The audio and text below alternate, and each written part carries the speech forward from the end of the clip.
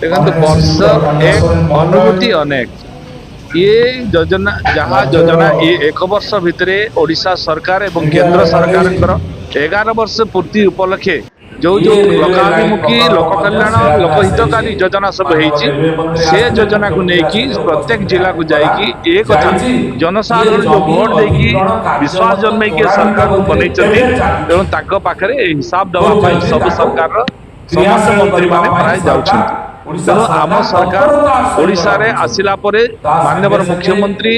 मोहन चरण माझी जो भली भाव में साधारण लोकों संगे मिसिबा साधारण लोकों दुख सुख साथी होगा साधारण लोकों जनकल्याण हितकारी कार्य करबा ये सब विषय को आज विकास रथ एक बोलुची विकास बाहर बोलुची ता माध्यम भी साधारण लोकों पाखे योजना को पहुंचा एवं मोर मीडिया बंधु मीडिया भाई मान माध्यम चतुर्थ स्तंभ हिसाब से आपण मैंने ये भली सरकार जो सरकार आज अनुभव कर गोटे वर्ष भितर ये सरकार जो भली भाव में काम कर आपण मैंने अनुभव कर तेणु ये जो योजना आज मु प्रेस मीट माध्यम कहली